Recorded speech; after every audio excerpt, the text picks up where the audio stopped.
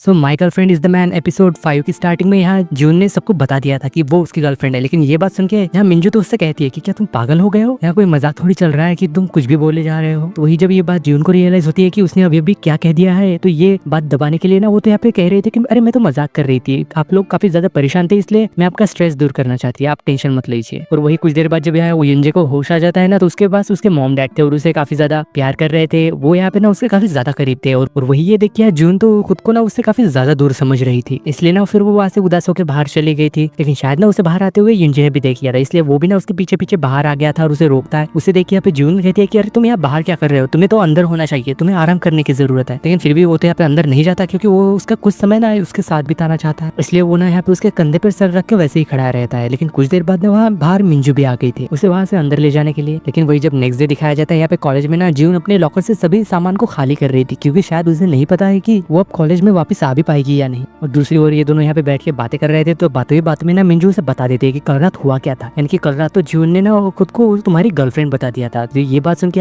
युंजे जो cold drink P रहा था ना, तो उसके मुंह से ना वो पूरी बाहर आ जाती है मिंजू के ऊपर, इसलिए वो ना यहाँ पे फिर उठ के उसकी कोल्ड ड्रिंक साफ कर रहा था, क्योंकि उसे ना वो साफ करनी पड़ती है। और यहाँ मिंजू भी इस बात का फायदा उठाते हुए ना यहाँ वहाँ हर तरफ की कोल्ड ड्रिंक साफ करवा रही थी। और तभी ना जून वहाँ आके उसे देख लेती है और काफी ज्यादा गुस्सा हो गई थी और उसके पास आके ना उसके ऊपर काफी ज्यादा भड़क गई थी और उससे कह रहे थे कि ये तुम क्या कर रहे थे। लेकिन यहाँ मिंजू को तो ये बात समझ में नहीं आ रही थी कि भला जून इस बात से इतना ज्यादा गुस्सा क्यों हो रहा है, आखिर उसे इस सब से क्यों फर्क पड़ रहा है। तो यहाँ पे फिर युंजे को तो लगता है कि उसका ना मूड ठीक करना पड़ेगा, वरना वो तो मुझसे और भी ज्यादा गुस्सा हो जाएगी, इसलिए वो ना उसका मूड ठीक करने के लिए जून को रेस्टोरेंट ले जाना चाहता था। तो लेकिन पीछे पीछे ना यहाँ पे मिंजू भी उसके साथ आ गई थी और ये दोनों ना उसका हाथ पकड़ के चल रहे थे, पता नहीं क्यों। और यहाँ तक कि उसके बगल में बैठने के चक्कर में ना इन दोनों के बीच में फिर से लड़ाई हो गई थी। जैसे यहाँ पे बैठने का मामला सॉल्व होता है ना, लेकिन यहाँ खाने के ऊपर वो दोनों कॉम्पिटिशन करने लग जाते हैं। यहाँ दोनों ना एक दूसरे को नीचा दिखाने की कोशिश कर रहे थे, देख रहे थे कि कौन सबसे ज्यादा स्पाइसी खाना खाता है। लेकिन वही वो स्पाइसी खाना खाने के बाद तो यार दोनों के मुंह से ना आग निकल रही थी, यानी कि उन्हें तो ये बर्दाश्त भी नहीं हो रहा था। और बेचारे यार उनकी हरकतें देख के तो युंजे भी काफी ज्यादा परेशान हो गया था कि मैं क्या करूँगी इन दोनों का। तो फिर कुछ देर बाद ना जब ये दोनों यहाँ पे अकेले थे, तो यार जून ना उससे कह रहे थे कि तुम ना मिंजू के साथ ऐसे मत घुमा करो, उसके साथ हैंग आउट मत किया करो, मुझे ना भी बिल्कुल भी पसंद नहीं। तो उसे ऐसी मिर्ची लगते हुए देख के ना यहाँ उसे तो उसके अंदर ना जून दिखाई दे रही थी और यहाँ तक कि उसका ना उसे तो किस करने का भी मन हो रहा था, पर वो करे क्या, वो तो पब्लिक में है। लेकिन जैसे यहाँ पे उसका सपना टूटता है ना और वो देखता है कि ये तो अभी भी लड़का है, तो उसका ना मन बदल गया था फिर। लेकिन कुछ समय बाद जब दिखाया जाता है यहाँ पे रेस्टोरेंट के ओनर ने ना मिंजू को बुला लिया था एक बुक देने के लिए, जो कि पता नहीं शायद जून की थी या फिर युंजे की, वो ना बुक उसे दे देती है। और वही दूसरी ओर हमें यहाँ पे युनसुक को दिखाया जाता है जिसके पास कि उसके मोम का कॉल आ गया था और वो उसे बता रही थी कि तुम्हारी डैड की तबियत ना काफी ज्यादा खराब है, पता नहीं वो कभी भी जा सकते हैं, इसलिए तुम ना जल्दी से उन्हें एक बार आके मिल लो। और साथ ही में ये भी कह रहे थे कि उनकी आखिरी ख्वाहिश है कि वो ना तुम्हें शादी करते हुए देखना चाहते थे और वो जब भी उनसे मिलने के लिए हॉस्पिटल आए ना तो अकेला ना आए। तो यही बात सुन के ना वो तो काफी ज्यादा परेशान और दुखी हो गया था, क्योंकि उसके डैड को ना उसके बेटे को ऐसे सिंगल देख के काफी ज्यादा बुरा लगता है। लेकिन इतने में ही ना उसे यहाँ जुंगजो बुला लेती है, यानी कि युंजी की बॉस, मिलने के लिए, क्योंकि उसे ना उससे मिलने का मन हो रहा था। और साथ ही में उसे ना एक यहाँ पे गिफ्ट भी देती है, जो कि एक वॉच थी काफी ज्यादा महंगी। और वो साथ ही में ना वो यहाँ पे अपनी फीलिंग्स का इजहार भी उससे कह देती है, कह रही थी कि मैं ना तुम्हें पसंद करती हूँ। साथ ही में ना वो यहाँ पे उसे तो किस भी कर लेती है। और वही दूसरी ओर हमें यहाँ पे जियो को दिखाया जाता है और साथ ही में उसके काम को भी। वो यहाँ पे ना एक कंपनी में मैच मेकर यानी कि जोड़ियां बनाने का काम करती, पर ये काम ना काफी ज्यादा मुश्किल भी हो जाता है कभी कभी, काफी ज्यादा परेशानी वाला। पर यहाँ पे उसके एक दोस्त भी थी जो कि यहाँ पे उसके ना कलीग भी थी, वो यार उसे बता रही थी कि मैं बहुत ही जल्दी ना इस कंपनी से रिजाइन करने वाली हूँ, ताकि मैं भी ना अपने सपने पूरे कर सकूँ और यहाँ से दूर जा सकूँ। फिर बाद में जब यहाँ वो ना सीधे जून की, लेकिन वही बाद में यहाँ जिहाई को ना युंजे ने मिलने के लिए बुलाया था, क्योंकि वो ना यहाँ जून के बारे में बात करना चाहता था। उससे यहाँ पे काफी सारे सवाल करता है। यहाँ जिहाई तो ये समझ बैठते हैं कि शायद ना वो जून से ब्रेकअप करना चाहता है, लेकिन वो उसे समझाना था कि अरे ऐसी कोई भी बात नहीं है और ऐसा कभी करना भी होगा तो मैं इतना ज्यादा बुज़दिल भी नहीं हूँ कि मैं तुम्हारी मदद लूंगा इसमें। तो वो भी फिर यहाँ पे जून के बारे में उसे बताने लग जाते हैं कि ऐसे बदलाव की वजह से ना उसकी लाइफ काफी ज्यादा उथल पुथल हो चुकी है, उसे ना काफी ज्यादा परेशानी होती है इस चीज की वजह से। वो तो यहाँ कोई जॉब भी नहीं कर सकती क्योंकि उसके पास तो मेल की कोई आईडी ही नहीं है, उसके नई बॉडी वाली, ना ही वो कॉलेज जा पा रही है और ना ही अपने दोस्तों से मिल पा रही है, क्योंकि कोई तो उसे पहचानता भी नहीं। तो वही ना वो यहाँ इस प्रॉब्लम को सॉल्व करने के लिए ना अपनी बहन की मदद लेता है। वही ना यहाँ जून को उसका ट्यूटर बना के उसके घर लेके आया था, ताकि वो ना उसके साथ और भी ज्यादा समय बिता सके और साथ ही में उसे कुछ पैसे मिल सके, क्योंकि वो तो कहीं जॉब नहीं कर पा रही ना। लेकिन जब ना वो यहाँ पे उसके पेरेंट्स से मिलने गया था तो उसके पेरेंट्स उसे बता रहे थे कि इसका ट्यूटर बनना ना इतना आसान काम नहीं है, इसे पढ़ाना मतलब अपना सर दीवार पे फोड़ना, एक बार सोच लो क्या तुम सच में इसे पढ़ा पाओगे। लेकिन फिर भी यहाँ पे युंजे तो उन्हें कन्विंस कर ही लेता है कि यार जून की मदद से ना वो अपनी मार्क्स में सुधार ला पाएगी, आपने इसे एक चांस देके देखिए, ये अच्छा पढ़ा था। लेकिन वही जब यहाँ पे शाम को जब वो घर जा रहे थे तो उन्हें पता चलता है कि यहाँ पे यूरी ने ना काफी ज्यादा ड्रंक कर लिया है, लेकिन असल में उसे तो बिना पिए यहाँ पे चढ़ गई थी। वो यहाँ पे उसे बता रहे थे कि मैं ना अपने ऐसे सिंगल लाइफ से काफी ज्यादा तंग आ चुकी, मैं एक तरफ ऐसे रोमांटिक नॉवेल लिखती हूँ और वही दूसरी तरफ मेरी लाइफ तो बिल्कुल झंड हो पड़ी है, ना ही मेरी लाइफ में कोई रोमांस और ना ही कोई बॉयफ्रेंड। और तो और मेरी को राइटर मीना ने ना मुझे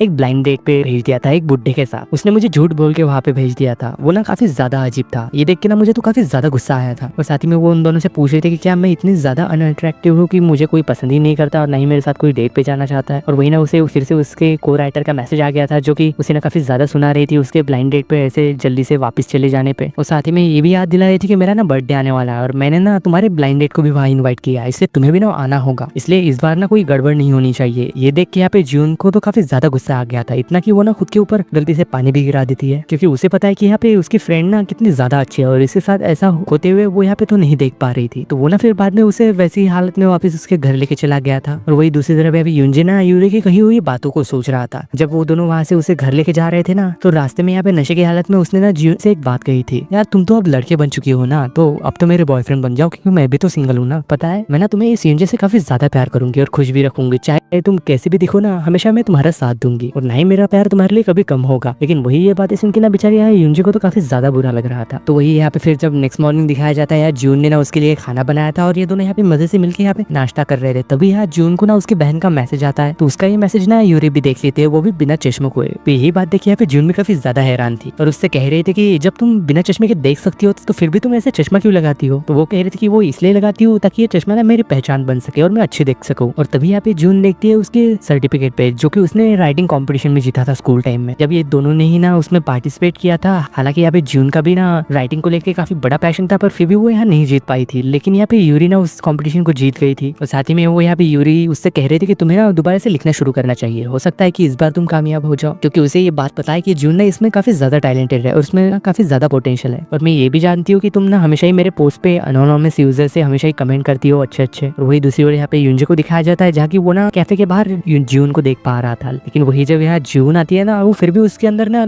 उसे लड़की वाली रूप में देख पा रहा था। लेकिन तभी वहाँ ना मिनहोक आके उसे हक कर लेता है। लेकिन यहाँ यूरी तो आई थी यूरी की प्रॉब्लम को सॉल्व करने के लिए। वो यहाँ पे मिनहोक से कह रही थी कि तुम्हें ना यूरी का बॉयफ्रेंड बनने की एक्टिंग करनी होगी। लेकिन ये बात सुन के तो वो तो सीधे ही मना कर देता है और कह रहा था कि वो लड़की ना बिल्कुल भी मेरी टाइप की नहीं है, इसलिए मैं ना ऐसा नहीं कर सकता। और तो और तुम ये चीज तो खुद ही कर सकते हो, देखो तुम खुद ज्यादा हैंडसम लगते हो, तुम तो मुझसे भी ज्यादा अच्छी दिखती हो, इसलिए तुम्हें ना ऐसा करना चाहिए। तो यही बात को लेकर ना वो यहाँ पे यूंजी की परमिशन ले रहा था क्योंकि वो तो उसकी गर्लफ्रेंड है ना। तो शायद ना यहाँ पे यूंजी भी मान गया था, इसलिए वो भी ना डिसाइड करता है कि ठीक है मैं ना यूरी की मदद करूंगा उसका बॉयफ्रेंड बन के। यानी कि उसे एक पार्टी में जाना था यूरी के साथ। और वही जब बाद में उसे उसके घर पे दिखाया जाता है वो यहाँ नहा के बाहर आता है ना, तो जिहाई जब अपना मस्करा लगा रही थी तो उसकी ऐसी हैंडसम शक्ल देख के ना वो तो यहाँ पे लिपस्टिक के यानी होठों के ऊपर लगा देती है मस्कारे को। यानी कि ये देख के जून को तो और भी ज्यादा कॉन्फिडेंस आ गया था कि वो ना यूरी को बचा सकती है उसकी चुड़ैल वाली दोस्तों से। लेकिन वही दूसरी ओर यहाँ पे मीना यानी कि यूरी की दोस्त जो कि उसके गेस्ट के सामने ना है यूरी का मजाक उड़ा रही थी और कह रहे थे कि तुम्हारा पेन नेम जो कि क्रिस्टल शोज है यही तुम्हारी आइडेंटिटी है ना। यहाँ सबके सामने ना वो उसकी नाम को रिवील कर देती है, यानी कि इसी नाम से ना उसे चिढ़ाया जाता था। और साथ ही में वो आदमी भी वहाँ आ जाता है जिसके साथ कि उसने ना यूरी को ब्लाइंड डेट पे भेजा था झूठ बोल के। और उसे देख के ना यहाँ पे यूरी को तो काफी ज्यादा गुस्सा आ गया था और वो ना जरा भी यहाँ खुश नहीं लग रही थी। पर फिर भी यहाँ पे मीना तो यूरी को फोर्स कर रही थी और उसे कह रही थी कि तुम्हें पता है ये लड़का ना तुम्हें काफी ज्यादा पसंद करता है और तुम भी ना काफी ज्यादा उम्र में बड़ी होती जा रही हो, इसलिए तुम्हें ना जल्दी फैसला लेना होगा। अगर शायद तुम इसके साथ भी सेटल नहीं हुई ना तो पता नहीं तुम्हें कौन मिलेगा, कोई बुढ़ा। और यहाँ पे वो आदमी भी ना यूरी के साथ जबरदस्ती बात करने की कोशिश कर रहा था और साथ में उससे कह रहा था कि चलो हम बाहर चलते हैं। लेकिन यहाँ पे यूरी तो नहीं जाना चाहती थी। तभी यहाँ पे उसी वक्त ना जून आ गया था एकदम हीरो वाली एंट्री लेके और वो ना यहाँ पे यूरी को उस आदमी से दूर करते हुए कहता है कि के सामने मैं इसका बॉयफ्रेंड हूँ। तो ये बात देख के ना यहाँ पे सब लोग तो काफी ज्यादा हैरान हो गए थे, ये लड़का यूरी का बॉयफ्रेंड इतना ज्यादा हैंडसम। साथ ही में यहाँ पे मीना यानी कि उसके दोस्त को तो यकीन ही नहीं हो रहा था कि यूरी का इतना हैंडसम बॉयफ्रेंड भी हो सकता है। यहाँ मीना यूरी से कह रही थी कि अगर तुम्हारा बॉयफ्रेंड था तो तुम ब्लाइंड डेट पे गई ही क्यों थी। लेकिन फिर भी यहाँ पे यूरी तो कह रही थी कि अरे नहीं ये मेरा बॉयफ्रेंड नहीं है, बल्कि उसे भी यहाँ पे समझ नहीं आ रहा था कि ये सब हुआ क्या। पर फिर भी यहाँ पे जून तो मुस्कुराते हुए उसके सामने उससे कह रहा था कि हाँ ये सच कह रही है, मेरा प्यार ना असल में एक तरफा है, मैं इसे पसंद करता हूँ, पर शायद ना ये बात ये नहीं जानती। तो यहाँ पे सभी लोग तो पूछने लग गए थे कि आखिर इस लड़की में यानी कि यूरी में ऐसा क्या है जो कि तुम उसे पसंद करने लगे हो। तो ये तो कहता था कि शायद तुम नहीं जानते लेकिन मैं यूरी को अच्छे से जानता हूँ, मुझे ना इसकी हर चीज पसंद है। वो यहाँ पे इसके बारे में ऐसी ऐसी बातें करता है कि ये देख के ना यहाँ पे सभी लोग तो काफी ज्यादा हैरान थे। यानी कि उसकी ऐसी बातें सुन के ना यहाँ पे उन सभी लोगों के तो मन में तितलियां उड़ने लग गई थी। और आखिर में वो यहाँ पे यूरी का का हाथ पकड़ के उसे ना उन सबके सामने से भाग से ले गया था। पर फिर भी यहाँ पे यूरी तो उसके ऊपर काफी ज्यादा गुस्सा कर रही थी उसके ऐसे यहाँ आके ना उसकी मदद करने पे, जबकि अभी उसने तो उसकी हेल्प बिल्कुल भी नहीं मांगी थी, पर फिर भी तुम ऐसा क्यों कर रहे हो। और साथ ही में वो उसे ये बता रही थी कि तुम्हें पता है मैं ना खुद को काफी ज्यादा कंट्रोल कर रही हूँ तुम्हें पसंद करने से रोकने के लिए, मेरे मन में ना तुम्हारे लिए काफी ज्यादा फीलिंग्स है, पर फिर भी मैं ना खुद को रोके हुई हूँ, पर ये सब करके ना तुम उसे ही हर्ट कर रहे हो। लेकिन वही दूसरी ओर जब कैफे में दिखाया जाता है यहाँ पे मिंजू ना वहाँ आ गई थी यूनजे से मिलने के लिए, लेकिन उसने सेम वैसा ही ड्रेस और साथ ही में वैसा ही हेयर कट कर रखा था जैसा कि जून का था। तो यहाँ उसे देख के ना यूनजे को तो उसमें ना जून दिखाई दे रही थी, क्योंकि उसका गेटअप ना बिल्कुल जून जैसा ही था जैसा कि उसने एक बुक वाली फोटो में देखा था। और तभी ना अचानक वहाँ पे जून भी आ गई थी उससे मिलने के लिए, लेकिन वो देखती है कि यहाँ ना मिंजू जी यूनजे से मिलने आई है और यहाँ वो ना काफी ज्यादा खुश लग रही थी। और साथ ही में वो ये देखती है कि यहाँ यूनजे ना मिंजू को काफी गौर से देख रहा था, बिल्कुल उसी तरीके से जैसा कि वो उसे देखा करता था, एकदम प्यारी और खुशी वाली नजरों से। वो ऐसे चमकीले नजरों से ना वो तो सिर्फ बस उसे ही देखा करता था। ये देख के ना वो तो यहाँ पे काफी ज्यादा अपसेट हो गई थी। और इसी सीन के साथ my girlfriend is the man episode 5 की एंडिंग होती है।